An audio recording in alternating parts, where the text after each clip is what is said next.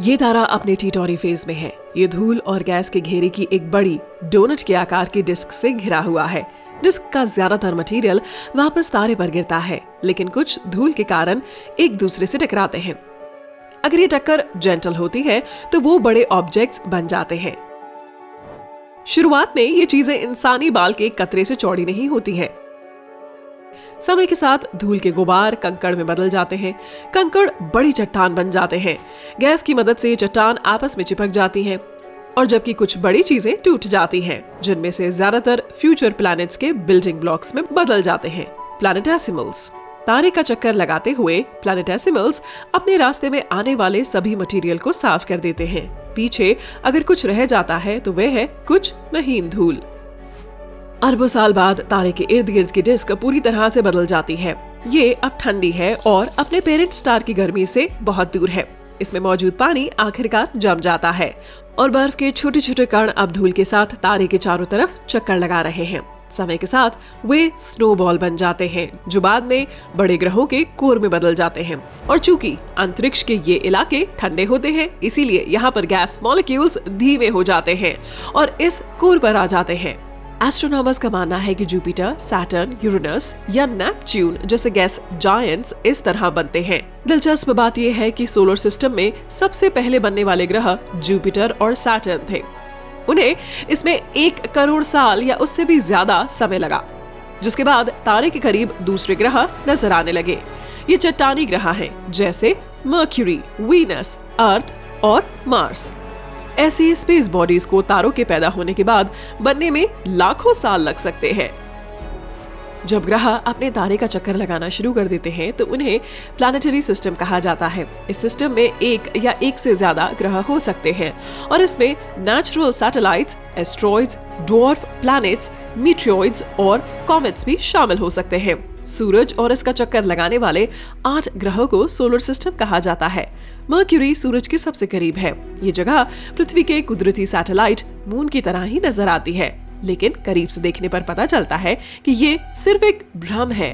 Mercury solar system के 4 चट्टानी ग्रहों में से एक है। इसकी सतह ठोस है, जगह जगह स्पेस रॉक्स में बने गड्ढे हैं। मर्क्यूरी सभी 4 इनर प्लैनेट्स में सबसे छोटा है। ये इक्वेटर पर सिर्फ 4800 किलोमीटर लंबा है।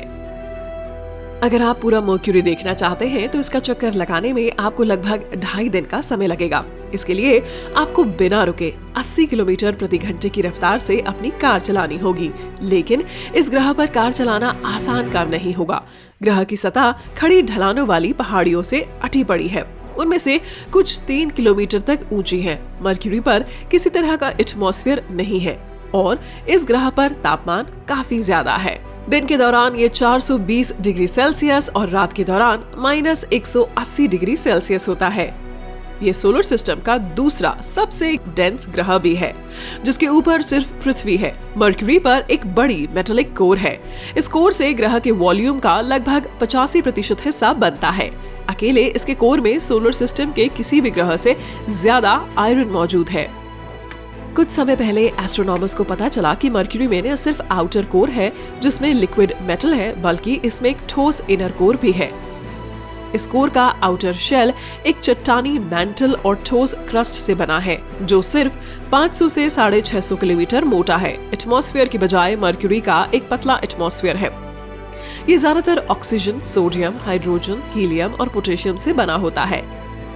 लेकिन ये ग्रह सूरज के बहुत करीब है, इसीलिए सोलर विंड और स्ट्राइकिंग मीटियोइड्स इस एक्सोस्फीयर के एटम्स को दूर हटाते हैं। वीनस उस नीले ग्रह से बहुत अलग है जिसे आपने तस्वीरों में देखा होगा। ये कार्बन डाइऑक्साइड से बने एक सुपर डेंस एटमॉस्फेयर से घिरा हुआ है। अगर आप इस ग्रह की सतह पर उतरते हैं तो आप सल्फ्यूरिक एसिड के घने बादलों को पास से गुजरते हुए देख सकते हैं। वैसे अगर आपको वीनस पर प्यास लगती है तो ध्यान रहे, आपको H2O पीना है। अगर आप H2O2 पीते हैं तो ये आपकी जिंदगी की आखिरी ड्रिंक होगी। ग्रह की सतह असल में रेडिश ब्राउन रंग की है। वीनस एक सूखी और गर्म जगह है जिसका दबाव पृथ्वी से 90 गुना ज्यादा है। इस ग्रह की सतह के 2/3 हिस्से में समतल चिकने मैदान हैं, लेकिन यहाँ पर बड़े पहाड़ भी हैं। ये ज्वालामुखी है। इनमें से ज्यादातर खत्म हो चुके हैं, लेकिन कुछ अभी भी एक्टिव हो सकते हैं। वीनस में 2 हाईलैंड एरिया हैं, जिनका आकार साउथ अमेरिका और ऑस्ट्रेलिया जितना है, और यहाँ कई एक्सपेंसिव लोलैंड इलाके भी हैं। यहाँ लंबी घुमावदार नहरें भी हैं। ये पुराने लावा फ्लो हैं और इनमें से कुछ 4800 किलोमीटर तक लंबे हैं। इस ग्रह का घना एटमॉस्फेयर पृथ्वी की तरह ग्रीन हाउस इफेक्ट पैदा करता है। ये गर्मी को ट्रैप करता है और वीनस पर तापमान 470 डिग्री सेल्सियस तक बढ़ जाता है। इतना तापमान सीसा पिघलाने के लिए काफी है। इस ग्रह की सतह पर इतना दबाव है जितना पृथ्वी पर 900 मीटर की गहराई में पानी के नीचे है। इस ग्रह का मेटेलिक आयरन कोर 4800 किलोमीटर चौड़ा है। ये लगभग न्यूयॉर्क से लॉस एंजलिस जितनी दूरी है। अगली परत एक पिघला हुआ चट्टानी मैंटल है जो 2000 किलोमीटर मोटा है। वीनस के अंदरूनी हिस्से एक क्रस्ट से ढके हुए हैं। इनमें ज्यादातर बसाल्ट होता है और ये 10 से 20 किलोमीटर चौड़े हैं। इस ग्रह का घना एटमॉस्फेयर खतरनाक है। इनमें 96% कार्बन डाइऑक्साइड है, जिसमें 3% नाइट्रोजन और सल्फ्यूरिक एसिड के घने बादल मौजूद हैं। पृथ्वी सूरज से तीसरा ग्रह है। अंतरिक्ष से हरे, पीले, ब्राउन और सफेद स्वर्ल्स के साथ ये एक नीले मार्बल की तरह नजर आता है। इनमें जो इलाका नीला नजर आता है उनमें पानी भरा है। पानी हमारे ग्रह की सतह का 71% हिस्सा कवर करता है। आप ऊपर से भी ऑस्ट्रेलिया के तटों के पास ग्रेट बैरियर रीफ देख सकते हैं। ये 2500 किलोमीटर तक फैला है। ये बॉस्टन से मायामी तक की दूरी से भी ज्यादा है। अंतरिक्ष से आप पूरा 450 किलोमीटर लंबा ग्रैंड कैनियन देख सकते हैं। पृथ्वी सोलर सिस्टम का सबसे घना ग्रह है। इसके सेंटर में एक कोर है जो ग्रह के वॉल्यूम का 15% हिस्सा है। कोर में 2 हिस्से होते हैं, आउटर और inner core. Inner core iron और निकल से बनी एक सॉलिड बॉल है। इसका रेडियस 1200 किलोमीटर है। इसमें पृथ्वी की रेडियस का 20% या मून की रेडियस का 70% शामिल है। 2400 किलोमीटर मोटा बाहरी कोर लिक्विड है। इसमें लोहा और निकल भी शामिल है, लेकिन इसमें इतना दबाव नहीं है कि ये ठोस हो सके। हमारे ग्रह के इनर और आउटर कोर की सीमा पर तापमान 6000 डिग्री सेल्सियस है। ये सूरज की सतह जितना गर्म है और यहाँ का दबाव समुद्र तल पर एटमॉस्फेरिक दबाव का 33 लाख गुना है। मेंटल बाहरी कोर के इर्द गिर्द फैला हुआ है। ये परत लगभग 2900 किलोमीटर मोटी है। इस कोर से पूरी पृथ्वी के वॉल्यूम का लगभग 84% बना है। इसमें आयरन और मैग्नीशियम से भरपूर सिलिकेट चट्टाने हैं। क्रस्ट एक रिलेटिवली पतली परत है जो पृथ्वी के वॉल्यूम का सिर्फ 1% हिस्सा है। मेंटल के ऊपरी हिस्से के साथ साथ ये टेक्टोनिक प्लेट्स में टूटी हुई है। ये प्लेट्स उतनी ही तेजी से आगे बढ़ती हैं जितनी तेजी से आपके नाखून बढ़ते हैं और गर्मी को पृथ्वी के इंटीरियर से बाहर निकालने में मदद करती हैं। क्रस्ट ज्यादातर ऑक्सीजन, सिलिकॉन, एल्यूमिनियम, लोहा और दूसरे खनिजों से बना है। सूरज से चौथा ग्रह मार्स है। ये इनर प्लैनेट्स में से आखिरी ग्रह है। ये जगह काफी ठंडी है। यहाँ का तापमान -62 डिग्री सेल्सियस तक गिर जाता है। दूर से भी ये ग्रह लाल रंग का ही नजर आता है। ऐसा शायद इसलिए है क्योंकि यहाँ की जमीन रस्टी कलर्ड डस्क से ढकी हुई है। वहीं महीन धूल यहाँ की हवा में तैरती रहती है। मार्स रंगों से भरा हुआ है। इसमें सुनहरा, ब्राउन, टैन और यहाँ तक कि हरा रंग भी मौजूद है। ये मिट्टी को बनाने वाले मिनरल्स पर निर्भर होता है। धूल की परत का आकार हर इलाके में अलग अलग होता है, लेकिन ज्यादातर जगहों पर यह परत 2 मीटर मोटी होती है। इस ग्रह की सतह पथरीली है। ये ग्रह सूखी झीलें, गड्ढों, ज्वालामुखियों और घाटियों से भरा है। सोलर सिस्टम का सबसे ऊंचा प्लैनेटरी माउंटेन ओलंपस मॉन्स मंगल ग्रह पर है। अगर मापा जाए तो ये माउंट एवरेस्ट से 2.5 गुना ऊंचा है और इसका आकार एरिज़ोना जितना है। मार्स का एटमॉस्फेयर पृथ्वी की तुलना में बहुत पतला है और इसमें 95% कार्बन डाइऑक्साइड व सिर्फ 1% ऑक्सीजन मौजूद है। अक्सर पूरा ग्रह धूल भरी आंधी से ढक जाता है और कभी कभी ये तूफान इतना बड़ा होता है कि पृथ्वी से भी नजर आता है। मार्स का एक कोर ज्यादातर आयरन, निकल और सल्फर से बना है। ये 1500 से 1900 किलोमीटर चौड़ा है। ये कोर एक जगह पर बना रहता है, इसीलिए मार्स के पास प्लैनेट वाइड मैग्नेटिक फील्ड नहीं है। कोर के चारों तरफ का मेंटल मोटी सिलिकेट, ऑक्सीजन और कुछ दूसरे मिनरल से बना है। आप इसकी तुलना सॉफ्ट रॉकी टूथपेस्ट से कर सकते हैं। मार्स का मेंटल पृथ्वी की तुलना से बहुत पतला है। ये सिर्फ 1300 से 1800 किलोमीटर मोटा है। इस ग्रह की पतली क्रस्ट में ज्वालामुखीय बसाल्ट चट्टान है। एस्ट्रोनॉमर्स को लगता है कि ये टेक्टोनिक प्लैनेटों में नहीं टूटी है और वन पीस में मौजूद है। क्रस्ट पतली लाल धूल से ढकी हुई है जो टैल्कम पाउडर की तरह नजर आती है। चलिए आगे बढ़ते हैं। जुपिटर सोलर सिस्टम का सबसे बड़ा ग्रह है। ये इक्वेटर पर 1,43,000 किलोमीटर से ज्यादा चौड़ा है। जुपिटर इतना बड़ा है कि इसके अंदर 1300 पृथ्वी समा सकती है। यहाँ काफी ज्यादा गर्मी रहती है। इसके कोर पर लगभग 24,000 डिग्री सेल्सियस तापमान होता है। इस ग्रह पर लैंड करना नामुमकिन है। जुपिटर एक गैस जॉइंट है जिसका एटमॉस्फेयर हाइड्रोजन और हीलियम से बना है। इसके इर्द गिर्द घने ब्राउन, पीले, लाल और सफेद बादलों की एक परत है। ये परत इस ग्रह को रंगीन और खूबसूरती धारीदार बनाती है। ग्रेट रेड स्पॉट जुपिटर पर सबसे अजीब फिनोमेना में से एक है। ये हमारे ग्रह के आकार का एक बहुत बड़ा तूफान है जो घूमता रहता है। ये पिछले 360 सालों से कहर बरपा रहा है। इस तूफान का रंग पेल सैमन और सफेद से गहरे ब्रिक रेड तक अलग अलग हो सकता है। जुपिटर पर तेज हवा चलती है और हवा की रफ्तार 320 से 650 किलोमीटर प्रति घंटे के बीच होती है। जैसा मैंने कहा, जुपिटर एक गैस जायंट है। अगर ये ग्रह आज की तुलना में 80 गुना बड़ा होता तो ये एक छोटे रेड ड्वार्फ स्टार में बदल सकता था। ये अभी भी साफ नहीं है कि इस ग्रह का कोर लिक्विड की पिघली हुई गेंद है या एक ठोस चट्टान है जिसका मास पृथ्वी से 14 से 18 गुना ज्यादा है। इस बात के भी कुछ सबूत है कि इस समय इस गैस जायंट का कोर पिघल रहा है। सच्चाई जो भी हो, जुपिटर के सेंटर का तापमान 35,000 डिग्री सेल्सियस तक पहुंच जाता है। इस ग्रह के एटमॉस्फेयर का लगभग 90% हिस्सा हाइड्रोजन से बना है। 10% गैसों के दूसरे टुकड़ों के साथ मिलकर हीलियम से बना है। बहुत ज्यादा एटमॉस्फेरिक दबाव में हाइड्रोजन और हीलियम गैसें एक घने द्रव में बदल जाती हैं। कोर के करीब ये लिक्विड मेटेलिक हाइड्रोजन और हीलियम का मिक्सचर बन जाता है। चूंकि इस ग्रह पर कोई ठोस जमीन नहीं है, इसीलिए एस्ट्रोनॉमर्स ग्रह की सतह को ऐसे पॉइंट के तौर पर डिफाइन करते हैं जहां एटमॉस्फेरिक दबाव पृथ्वी के दबाव के बराबर होता है। आप इस सतह पर खड़े नहीं हो पाएंगे। हालांकि ये गैसों की एक और परत है, लेकिन यहाँ ग्रेविटेशनल खिंचाव हमारे ग्रह से 2.5 गुना ज्यादा ताकतवर है। जुपिटर की तरह सैटर्न की कोई ठोस सतह नहीं है। ये ग्रह ज्यादातर हाइड्रोजन और हीलियम से बना है। अगर आप यहाँ जाते हैं, जितना आप इसके अंदर जाएंगे, सैटर्न पर तापमान और डेंसिटी उतनी ही बदल जाएगी। अगर आप सैटर्न की सतह पर कदम रखने की कोशिश करते हैं तो आप ग्रह में गिरते चले जाएंगे। इसकी ग्रेविटी पृथ्वी जैसी ही है और सतह पर घनत्व बहुत कम है। इसीलिए आप तब तक लगातार इसमें गिरते रहेंगे जब तक बढ़ता दबाव आपको कुचल नहीं देता। ऊपर से ऐसा लगता है जैसे इस गैस जायंट की सतह नहीं है। ऐसा महसूस होता है कि ये ठोस पीले भूरे रंग का गोला बादलों की परतों से घिरा हुआ है। दिखाई देने वाली बाहरी परत अमोनिया के बादल हैं। इनके नीचे हाइड्रोसल्फाइड बादल हैं और इनर मोस्ट परत पानी के बादलों से बनी है। सैटर्न से तेज हवाएं चलती रहती हैं। यहाँ हवा की रफ्तार इक्वेटर पर 1800 किलोमीटर प्रति घंटे तक पहुँच जाती है। तुलना के लिए पृथ्वी पर सबसे तेज हवा की रफ्तार 400 किलोमीटर प्रति घंटे से ज्यादा नहीं होती।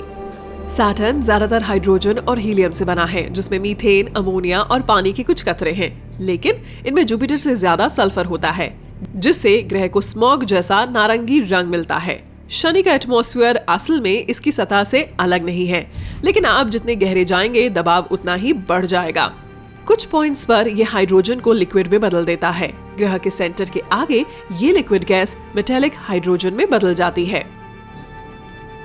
जुपिटर की तरह सैटर्न भी एक चट्टानी कोर हो सकती है जिसके चारों तरफ हाइड्रोजन और हीलियम हो। दूसरी ओर भले ही ये चट्टानी मटेरियल से बना है, फिर भी इसका कोर लिक्विड हो सकता है।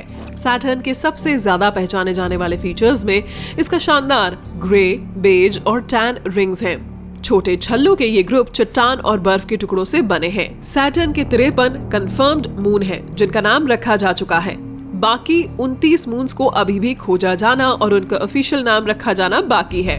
टाइटन, ये हमारे मून और यहाँ तक कि मर्क्यूरी से भी बड़ा बर्फीला चांद है और ये सैटर्न के मून्स में सबसे बड़ा है। सैटर्न सोलर सिस्टम का सबसे कम घना ग्रह है। ये पृथ्वी की एवरेज डेंसिटी का 8वां हिस्सा है।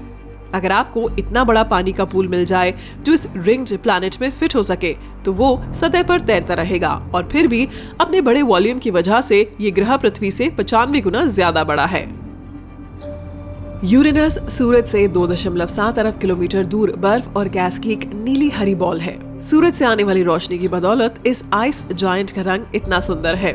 ये ग्रह की सतह से रिफ्लेक्ट हो जाता है। ये ग्रह ठोस नहीं है। अगर एक छोटा एस्ट्रॉइड यूरेनस से टकराता है तो ये ऊपरी एटमॉस्फेयर से उड़ते हुए बर्फीले लिक्विड सेंटर में डूब जाएगा।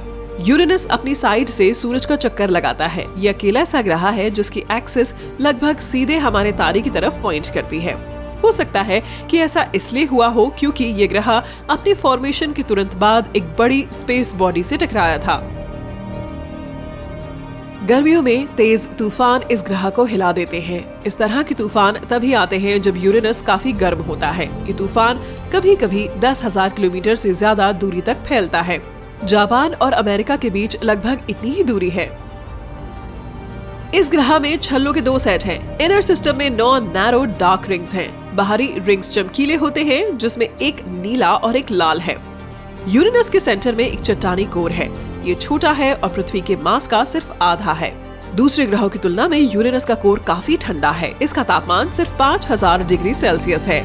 ठोस कोर के चारों तरफ बर्फ का एक मैंटल है। ये मैंटल ग्रह के वॉल्यूम का लगभग 80% हिस्सा है। ये वो बर्फ नहीं है जिसके बारे में आप सोच रहे होंगे। ये पानी, अमोनिया की बर्फ और मीथेन से बना एक घना गर्म फ्लूइड है। कभी कभी इसे वाटर अमोनिया महासागर कहा जाता है। यूरेनस के एटमॉस्फेयर में ज्यादातर हाइड्रोजन और हीलियम है। लाल रोशनी को अब्सॉर्ब करने वाले मीथेन गैस की वजह से ये ग्रह नीला हरा नजर आता है। सूरज से सबसे दूर मौजूद ग्रह नेपच्यून पृथ्वी के आकार का सिर्फ 4 गुना है, लेकिन ये पृथ्वी से 17 गुना भारी है। तस्वीरों में आप जो नीली सतह देख रहे हैं वे असल में घूमती हुई गैस और परमानेंट बादलों की एक परत है। इस ग्रह का मैंटल जो पानी, अमोनिया और मीथेन आइस से बना है, नेपच्यून की सतह के सबसे करीब है। इस ग्रह का मैंटल जो पानी, अमोनिया और मीथेन आइस से बना है, नेपच्यून की सतह के सबसे करीब है और फिर भी ये सतह ठोस नहीं है। अगर आप ग्रह के कोर में उतरते हैं तो आपको तापमान में बहुत ज्यादा बदलाव महसूस होगा। ये सतह पर -206 डिग्री सेल्सियस से कोर पर 6600 डिग्री सेल्सियस से ज्यादा तक हो सकता है। इस तरह के जबरदस्त तापमान अंतर ताकतवर तूफान पैदा करते हैं जिनकी रफ्तार 2000 किलोमीटर प्रति घंटे तक पहुंच सकती है। इस बात में कोई हैरत नहीं है कि नेपच्यून को सोलर सिस्टम का सबसे हवादार ग्रह माना जाता है। यूरेनस की तरह नेपच्यून बर्फ का एक बड़ा गोला है। ग्रह का कोर ठोस है और इसमें ज्यादातर आयरन और कुछ मेंटल है। इसका मास पृथ्वी से 1.2 गुना ज्यादा है। एस्ट्रोनॉमर्स का ये भी मानना है कि इसमें 10,000 किलोमीटर की गहराई पर एक परत हो सकती है जहां हीरे के क्रिस्टल बरसते हैं।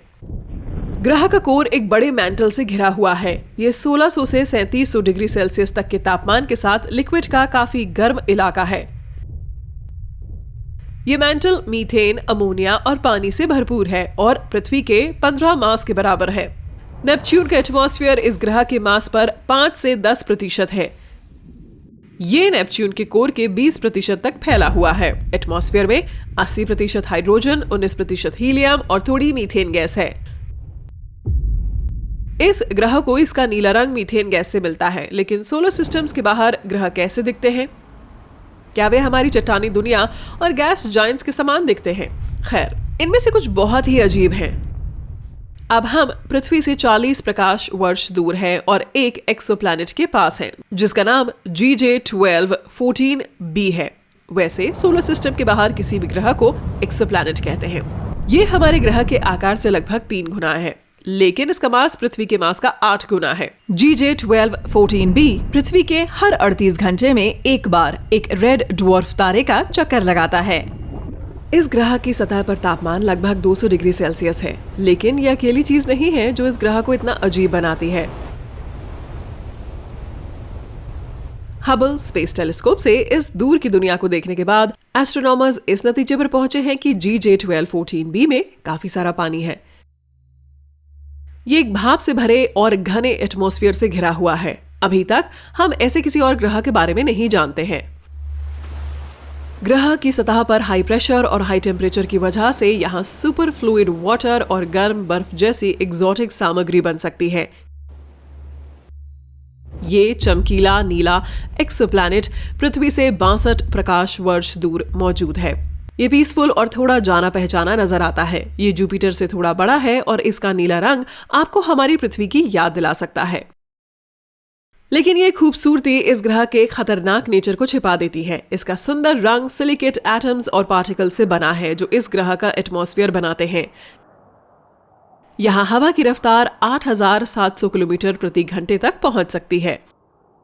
इस ग्रह पर तापमान भी 870 डिग्री सेल्सियस तक हो सकता है, जो काफी ज्यादा है। लेकिन ये भी सबसे बुरा नहीं है। इस चिलचिलाती गर्म जगह पर कांच की बारिश होती है। अगर ऐसा तूफान पृथ्वी के इक्वेटर पर आता है तो ये सिर्फ 5 घंटे में पूरे ग्रह का चक्कर लगाते हुए रास्ते में आने वाली हर चीज को तबाह कर चुका होता। कई साल पहले एस्ट्रोनॉमर्स ने नेपच्यून जैसे बड़े ग्रह की खोज की थी और ये एक ऐसे तारे का चक्कर लगाता है जो पृथ्वी से बड़ा नहीं है। ये असल में एक अजीब सेटअप है, क्योंकि आमतौर पर तारे अपने चारों तरफ घूमने वाले ग्रहों की तुलना में बड़े होते हैं। इस फिनोमेना की एक्सप्लेनेशन ये हो सकती है कि हम जिस तारे के बारे में बात कर रहे हैं वह अब एक तारे की तरह नहीं है। ये एक नन्हा सफेद ड्वार्फ है जिसका नाम बहुत ही पेचीदा है। ये ड्वार्फ एक स्टेलर स्केलेटन की तरह है। ये अपने कोर में एलिमेंट्स को फ्यूज नहीं कर सकता, जो इसे ग्रेविटेशनल कोलैप्स से रोक सकता है। इन दिनों ये ज्यादातर कंप्रेस्ड सुलगती हुई स्पेस बॉडी है जिसका तापमान 27,500 डिग्री सेल्सियस है। दूसरे शब्दों में तारा इतना गर्म है कि वो धीरे धीरे पास के ग्रह को वेपराइज्ड कर रहा है।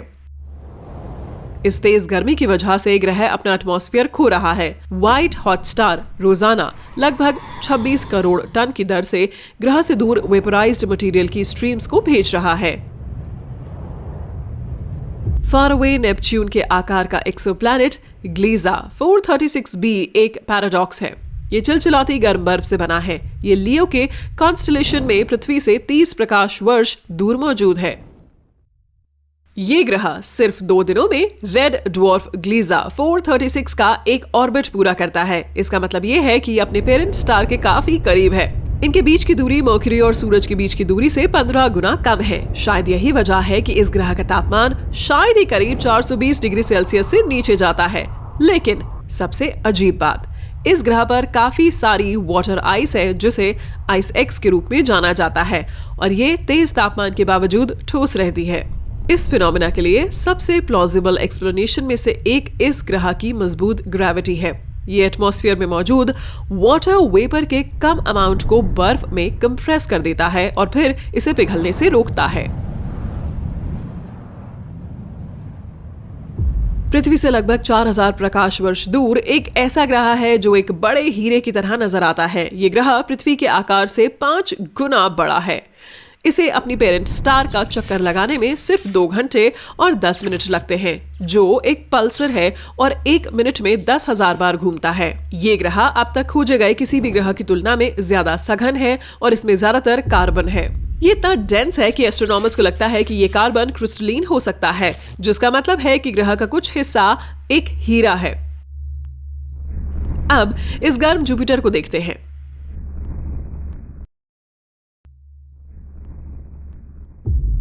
WASP 76b पर रात में लोहे की बारिश होती है। जहां तक इस ग्रह पर दिन की बात है, इसका तापमान 2300 डिग्री सेल्सियस तक बढ़ जाता है। ये मेटल को वेपोराइज करने के लिए काफी गर्म है। ये अजीब ग्रह जुपिटर से थोड़ा ही छोटा है। ये हमारे ग्रह से 640 प्रकाश वर्ष दूर है। इस ग्रह पर खतरनाक मौसम की वजह इसकी एक्सट्रीम ऑर्बिट है। WASP 76b मर्क्यूरी से सूरज की दूरी की तुलना में अपने पेरेंट स्टार से 10 गुना ज्यादा करीब है। इससे ये तारा और बड़ा ग्रह टाइडली लॉक हो जाते हैं। WASP 76b के किनारों में से एक हमेशा तारे में आने वाली गर्मी में पक रहा होता है और दूसरी तरफ एक अनंत रात राज करती है। सूरज से सिर्फ 20 प्रकाश वर्ष दूर एक अजीब रो प्लैनेट मिल्की वे में घूम रहा है। इस ग्रह का अपना कोई तारा नहीं है, लेकिन इस खानाबदोश दुनिया में एक बेहद ताकतवर मैग्नेटिक फील्ड है। 2018 की एक स्टडी के मुताबिक ये पृथ्वी के मैग्नेटिक फील्ड से 40 लाख गुना ज्यादा ताकतवर है। एक लंबे और मुश्किल नाम वाला ये एक्सोप्लैनेट शानदार ऑरोरा भी पैदा करता है। जब सिम पहली बार 2016 में खोजा गया था तो एस्ट्रोनॉमर्स ने सोचा कि उन्होंने एक ब्राउन ड्वार्फ देखा है, लेकिन एक और स्टडी ने साबित कर दिया कि वह चीज इतनी छोटी है कि उसे ग्रह माना जा सकता है। बेशक ये ग्रह अपने साथियों के बीच एक मैमथ है। ये सोलर सिस्टम के सबसे बड़े ग्रह जुपिटर के रेडियस का 1.2 गुना है और इसका मास इसके 12 गुना से भी ज्यादा है। एस्ट्रोनॉमर्स का कहना है कि इस ग्रह का खासकर ताकतवर मैग्नेटिक फील्ड ऐसे हैरत अंगेज ऑरोरा बनाने में इसकी मदद करता है, लेकिन ये पृथ्वी पर पैदा हुए ऑरोरा से अलग होते हैं। साइंटिस्ट्स का दावा है कि सिम्प का मून इस ग्रह को अपने खुद के लाइट शो बनाने में मदद करता है। ऐसा ग्रह आपने पहले कभी नहीं देखा होगा।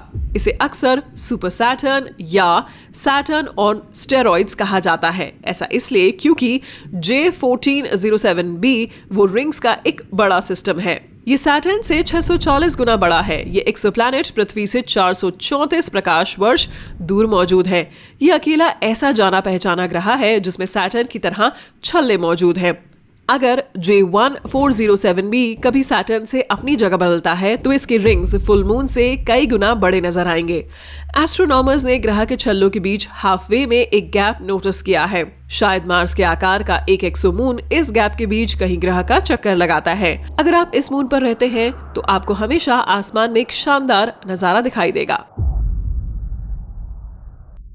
ग्लीजा 581c लिब्रा के कैंसलेशन में पृथ्वी से 20 प्रकाश वर्ष दूर मौजूद है। ये जिस दूरी पर अपने होम स्टार का चक्कर लगाता है वे पृथ्वी से सूरज की 14,96,68,992 किलोमीटर की दूरी का सिर्फ 7% है। ग्लीजा 581c अपने तारे के साथ टाइडली लॉक्ड है। इसका मतलब है कि इसका एक किनारा हमेशा तारे का सामना करता है और दूसरा अंतहीन अंधेरे में डूबा रहता है। धूप की तरफ तापमान बहुत ज्यादा होता है और इसकी डार्क साइड हमेशा जमी रहती है, लेकिन इन दो एक्सट्रीम इलाकों के बीच उन कंडीशंस के साथ एक नैरो जोन है जहां शायद जिंदगी मौजूद हो सकती है। खैर, ऐसे ग्रह पर जाने के बारे में क्या ख्याल है जहां सफायर्स और रूबीज की बारिश हो सकती है। HAT P7b काफी दूर है। ये ग्रह पृथ्वी से 1000 प्रकाश वर्ष से भी ज्यादा दूरी पर मौजूद है। इसकी रात की साइट पर एटमॉस्फेयर में काफी एल्यूमिनियम ऑक्साइड होते हैं जिन्हें कोरंडम भी कहा जाता है और कोरंडम जेम्स सफायर्स और रूबीज हैं। एस्ट्रोनॉमर्स का मानना है कि सफायर्स और रूबीज की बारिश होने पर ग्रह पर ताकतवर तूफान आ सकते हैं, इसीलिए ये जेम्स पूरे ग्रह में बिखरे हो सकते हैं। एक ग्रह ऐसा भी है जो रोशनी को खाता है। इसे वास्प 12b कहा जाता है। ये सबसे गहरे एक्सोप्लैनेट में से एक है जिसके बारे में हम जानते हैं। ऐसा इसलिए है क्योंकि इसकी दिन की साइड रोशनी को स्पेस में वापस रिफ्लेक्ट करने के बजाय इसे कंज्यूम करती है। ये ग्रह बड़ा है और जुपिटर से 2 गुने आकार का है। ये अपने एटमॉस्फेयर में पड़ने वाली 94% से ज्यादा रोशनी को फंसा लेता है। ऐसा यहाँ की खतरनाक तापमान की वजह से हो सकता है जो 2500 डिग्री सेल्सियस तक हो सकता है। वास्प 12b अपने पेरेंट स्टार के इतने करीब चलता है कि ये एक दिन में एक चक्कर पूरा कर लेता है। इसका रात का हिस्सा दिन के मुकाबले 2 गुना ठंडा होता है जो लगभग 1200 डिग्री सेल्सियस होता है। अच्छा मौसम है ना? लेकिन तापमान में इस अंतर की वजह से वाटर वेपर होता है और ग्रह की सतह के ऊपर बादल बनते हैं और फिर वास्प 12b के तेज गर्म एटमॉस्फेयर की मटेरियल्स का स्वर्ल इसके तारे में सिंपल हो जाता है। वो शानदार मैजेंटा रंग का एक्सोप्लैनेट दिख रहा है। ये वर्गो कॉन्स्टेलेशन में मौजूद है। इसे ग्लीजा 504b कहा जाता है। ये ग्रह और इसके होम स्टार के बीच की दूरी सूरज और जुपिटर के बीच की दूरी से 900 गुना ज्यादा है। ये ग्रह रिलेटिवली नया बना है। ये अभी भी गर्मी से चमक रहा है जिसकी वजह से इसकी सतह गुलाबी नजर आती है। हम 20,000 प्रकाश वर्ष का सफर तय करके सजिटेरियस कॉन्स्टेलेशन के रेड ड्वार्फ तक पहुंच चुके हैं। इस ठंडे तारे से बहुत दूर एक ग्रह है जिसका नाम बहुत लंबा और मुश्किल है। मैं तो इसे बोलने की कोशिश भी नहीं करूंगी। ये ग्रह अपने पेरेंट स्टार से इतनी दूर है कि इसे बहुत गर्मी मिलती है। ये सबसे ठंडे ग्रहों में से एक है। जहां तक हमें पता है इसकी सतह का तापमान -217 डिग्री सेल्सियस से कम होता है। इसीलिए पूरा ग्रह बर्फ की मोटी परत में लिपटा हुआ है। अगर आप इसकी सतह पर कदम रखते हैं तो आपको ग्लेशियर, बड़े मैदान, घाटियों और बर्फ के पहाड़ों के अलावा कुछ नजर नहीं आएगा। और फिर भी एस्ट्रोनॉमर्स का मानना है कि ठंडी ठंडी जमी हुई सतह के नीचे जीवन मौजूद हो सकता है। इस ग्रह की कोर कुछ इनर आइस को पिघलाने के लिए काफी गर्मी पैदा कर सकती है। अगर ये सच है तो इस ग्रह पर एक बड़ा सबसरफेस महासागर हो सकता है।